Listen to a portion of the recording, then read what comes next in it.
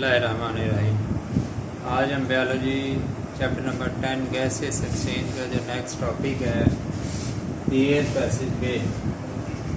Air passage वे, बाहर से जब हवा बॉडी के अंदर दाखिल होती है तो वो कौन सा वे अडॉप्ट करती है, जैसे हम एयर पैसेज वे बोलते हैं। यानी जब हम बाहर से ऐसे सांस लेकर हवा को अंदर लेकर जाते हैं तो फिर वो कौन कौन सा जो है वो पैसेज जो है अडॉप्ट करती है वो देखते हैं। तो सबसे पहले है buccal cavity. Buccal cavity basically मुंह को बोलते हैं। तो सबसे पहले जो एयर है वो हमारी बक्कल कैविटी के अंदर है या नेज़ल कैविटी के अंदर जाती है। नाक जो है नेज़ल कैविटी, ये तो नेज़ल कैविटी के ज़रिए ये एंटर होती है बॉडी के अंदर, नेज़ल कैविटी के ज़रिए। अब नेज़ल कैविटी जो है ये दो हिस्सों में डिवाइडेड हो जाती है, जिससे दो नॉस्ट्रिल्स बन जाते हैं। और ये जो नॉस्ट्रिल्स हैं इनमें हेयर्स होते हैं और म्यूकस होता है, जो कि जो जर्म्स हैं और डस्ट पार्टिकल्स हैं उनको बाहर रोकते हैं। इस तरह हवा को साफ करते हैं और क्लीन करके बॉडी के अंदर क्या करते हैं, बेचते हैं। उसके बाद सेकंड पार्ट हमारा आता है नेज़ल कैविटी और नॉस्ट्रिल से गुजरने के बाद थर्ड पार्ट आता है हमारा फेरेंक्स। फेरेंक्स बोलते हैं हलक को। तो ये जो हवा है वो नेज़ल कैविटी से होती हुई फेरेंक्स में चली जाती है, दो स्मॉल ओपनिंग के ज़रिए, जिन्हें हम इंटरनल नॉस्ट्रिल्स बोलते हैं। तो यहाँ पर इंटरनल नॉस्ट्रिल्स के ज़रिए हवा जो है वो फेरेंक्स में चली जाती है, हलक में। अब हलक के बाद जो है वो नीचे वाले हिस्से में जो है एयर जाती है, जिसे लैरिंक्स बोलते हैं। और लैरिंक्स में जो है ये वोकल कॉर्ड्स होते हैं जो जब वाइब्रेट करते हैं तो साउंड प्रोड्यूस होती है। तो जो लैरिंक्स है इसकी एक स्मॉल ओपनिंग होती है जिसे ग्लोटस बोलते हैं, और इसके ऊपर एक और लिड होता है, ढक्कन होता है, जिसे एपिग्लोटस बोलते हैं। तो जब हवा आती है तो ये पहले नेज़ल कैविटी से नॉस्ट्रिल्स में आई, फिर फेरेंक्स में, फिर एपिग्लोटस से होती हुई आ गई है ग्लोटस में। अब ग्लोटस के बाद जो लंग्स का मेन पोर्शन है वो शुरू होते हैं। उनमें सबसे पहले आ गया ट्रैकिया। अगर आपने लंग्स देखे हों तो वहाँ पर रिंग्स होते हैं कार्टिलेज के, गोल चबाने वाली बोटी सी, जिसे हम हड्डी जो होती है जो ट्रैकिया कहलाती है। ये गोल रिंग्स की सूरत में होती है ताकि जब इसमें से हवा जो है एयर पास करे तो ये जो है फुली रहे, ओपन रहे, क्योंकि अगर ये मिल गई आपस में तो हवा का आगे जाना क्या हो जाएगा, मुश्किल हो जाएगा। ये ट्रैकिया आगे जाकर दो हिस्सों में डिवाइड हो जाती है, एक राइट लंग में चली जाती है, एक लेफ्ट लंग में चली जाती है, जिन्हें हम बोलते हैं ब्रोंकाई। तो ये जो है एक ब्रोंकाई है, ये दूसरी ब्रोंकाई है। तो ये जो ब्रोंकाई हैं आगे जाकर मज़ीद स्मॉल ओपनिंग्स में डिवाइड हो जाती हैं। जैसे ये देखें, ये मेन थी, ये आगे जाकर छोटी छोटी ट्यूब्स में डिवाइड हो जाती हैं, जिन्हें ब्रोंक्यूल्स बोलते हैं। ब्रोंक्यूल जो हैं उनके बाद मज़ीद छोटी छोटी जो हैं स्मॉल वेजल्स आती हैं, जिन्हें हम एल्वियोलर डक्ट बोलते हैं। और एल्वियोलर डक्ट के बाद हमारा जो है वो लास्ट पार्ट है इस पैसेज का, वो है एल्वियोलाई। ये स्मॉल पाउचेस होते हैं, ये सैक्स होती हैं, और इनके गिर्द क्या पाई जाती हैं, कैपिलरीज पाई जाती हैं।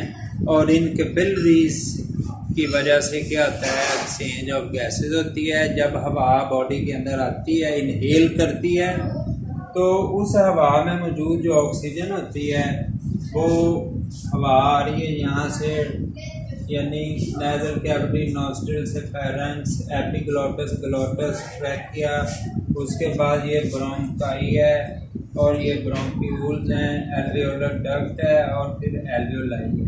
एल्वियोलाई के गिर्द क्या होती हैं, कैपिलरीज पाई जाती हैं। तो वहाँ से कैपिलरी से कार्बन डाइऑक्साइड जो है एल्वियोलाई में दाखिल हो जाती है और एल्वियोलाई से ऑक्सीजन जो है इन कैपिलरीज में दाखिल हो जाती है। वो एल्वियोलाई फिर रिवर्स ट्रैक जो है वो अख्तियार करती है। तो सबसे पहले वो एल्वियोलाई से फिर एल्वियोलर डक्ट में जाती है, फिर ब्रोंक्यूल्स में, फिर ब्रोंकाई में जाती है, ब्रोंकाई से ट्रैकिया में, ट्रैकिया से ग्लॉटस, एपिग्लॉटस, फेरेंस और नॉस्ट्रिल्स और नेजल कैविटी से होती हुई ये बॉडी से बाहर चली जाती हैं। तो ये वो एयर पैसेज था जिसको हमने डायग्राम के उसके 10 पार्ट जो है वो हमने मेंशन किए हैं, जिनके ज़रिए जो है वो गैसेस एक्सचेंज होता है। उसके बाद हमारा जो नेक्स्ट टॉपिक है वो है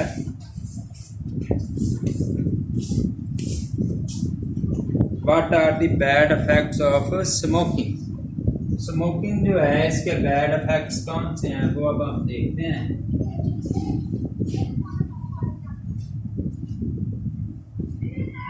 what are the bad effects of smoking.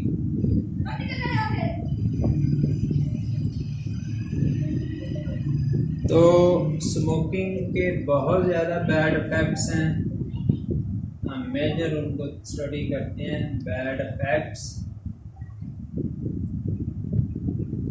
Of smoking. अब स्मोकिंग जो है इसका पहला बैड इफेक्ट जो है कि जब आप स्मोकिंग करते हैं तो इसमें केमिकल्स पाए जाते हैं। इनमें सिगरेट के जो धुआं है उसमें क्या पाए जाते हैं, 4000 के करीब केमिकल पाए जाते हैं, जिनमें 50 जो होते हैं वो कार्सिनोजेंस होते हैं। 50 के 400 केमिकल्स पाए जाते हैं, 4000 सॉरी, और 50 के करीब इनमें क्या है, कार्सिनोजेंस, कार्सिनो यानी पॉइजनस होते हैं, जहरीले होते हैं और हमें क्या करते हैं, ये नुकसान देते हैं।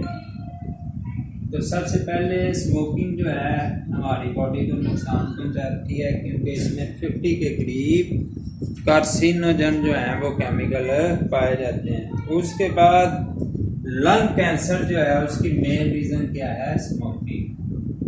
लंग कैंसर, लंग्स का जो कैंसर होता है जिसमें लंग्स जो हैं वो उनमें जो सेल्स हैं वो तबाह हो जाते हैं और गैसेस एक्सचेंज में फिर वो हेल्प आउट नहीं करते हैं।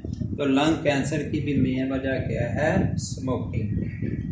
उसके बाद ये बहुत सारी और चीज़ें हैं जिनमें कैंसर का सबब बनती है स्मोकिंग, जैसे किडनी, ओरल कैविटी, मुंह का cancer, pancreas, bladder, breast cancer है। तो ये जो कैंसर हैं इनकी रीजन भी क्या बनती है, मेन स्मोकिंग बनती है। एम्फीसीमिया हमने एक डिजीज पढ़ेंगे, एम्फीसीमिया।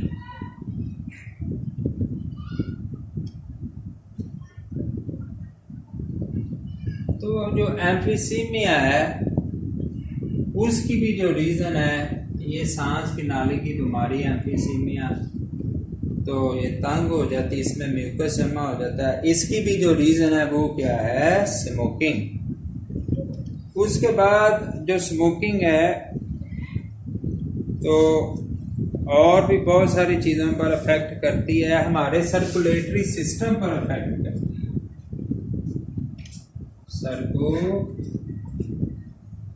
सर्कुलेटरी सिस्टम, तो हमारा जो सर्कुलेटरी सिस्टम है इस पर भी क्या करती है, ये अफेक्ट करती है।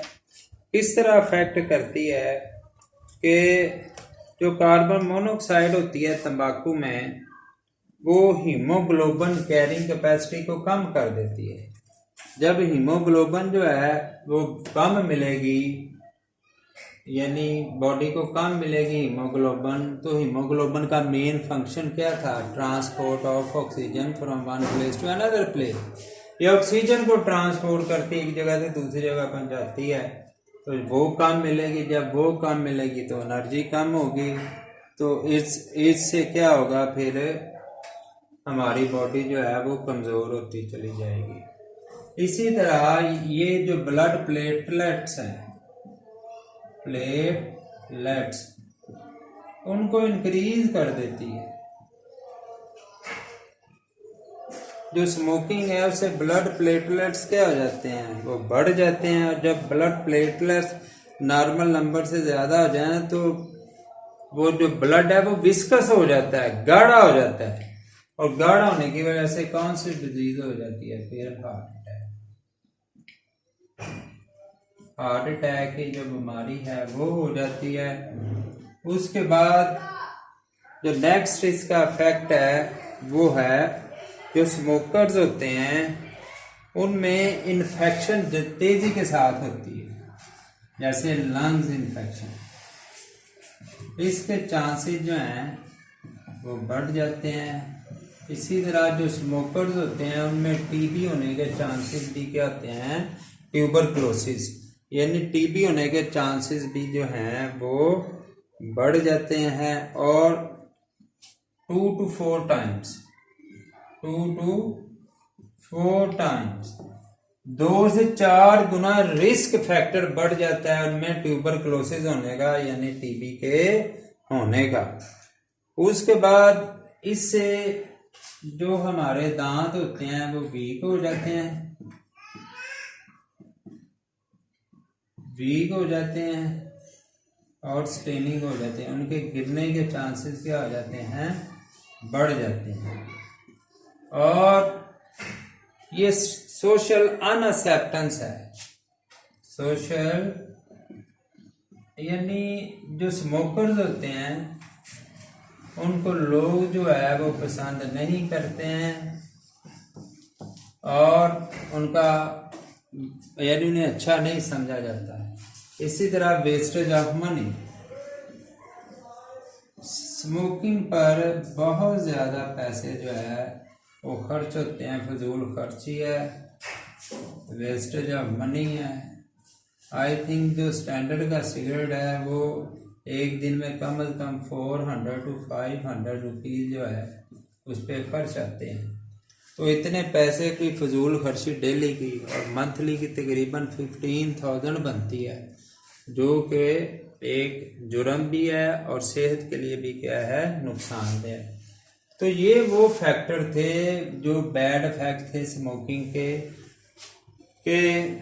इसमें 50 के करीब कार्सिनोजन यानी पॉइजनस कंपाउंड पाए जाते हैं जो हमें नुकसान पहुंचाते हैं। लंग कैंसर की वजह है, इसी तरह kidney, oral cavity, bladder, breast cancer की रीज़न है। इससे एम्फीसीमिया की बीमारी हो जाती है। सर्कुलेटरी सिस्टम को क्या करते हैं? ये अफेक्ट करते हैं, जिससे बॉडी को ऑक्सीजन कम मिलती है और इंसान वीक हो जाता है। इससे प्लेटलेट्स बढ़ जाते हैं, जिससे हार्ट अटैक के चांसेस हो जाते हैं। लंग इन्फेक्शन बढ़ जाती है, टीबी होने के चांसेस ज़्यादा हो जाते हैं, दांत कमज़ोर और गिरना शुरू हो जाते हैं। सोशली लोग इन्हें एक्सेप्ट नहीं करते हैं, और वेस्टेज ऑफ मनी। तो these are the bad effects of smoking. अब हमारा जो थर्ड क्वेश्चन है वो है लंग कैंसर। लंग कैंसर, तो अब हम लंग्स का जो कैंसर है उसके बारे में बात करेंगे कि लंग कैंसर क्या है।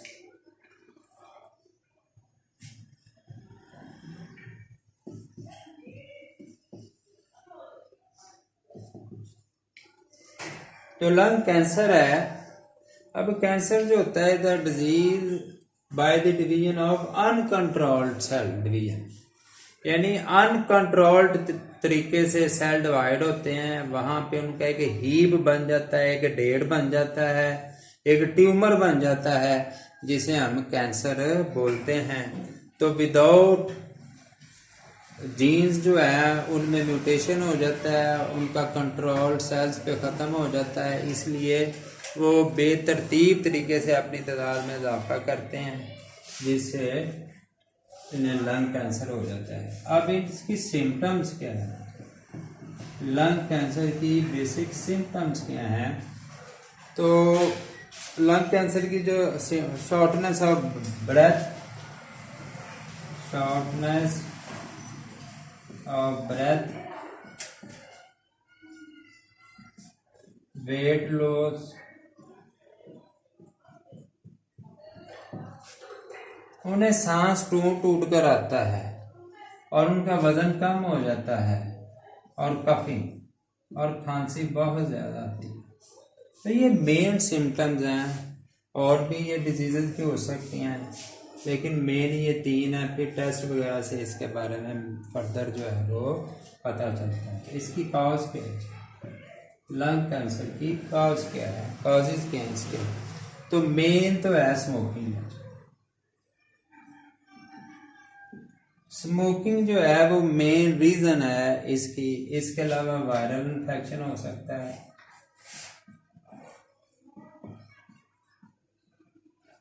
आयोनाइजिंग रेडिएशन हो सकती हैं,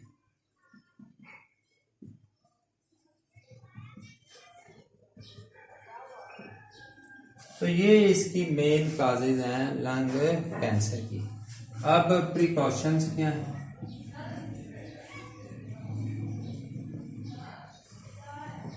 टू अवॉइड स्मोकिंग, स्मोकिंग से क्या किया जाए, बचा जाए। तो ये था जनाब अली लंग कैंसर। मैं उम्मीद करता हूँ कि आप अगर इसको कीनली जो है वो समझेंगे तो इंशाल्लाह आपको समझ आएगी। अल्लाह ताला आपका मेरा हमें नासर हो। अल्लाह के ज़्यादा आपके लिए और मेरे लिए और पूरे पाकिस्तान के लिए सामियाँ पैदा फरमाए। अस्सलाम वालेकुम।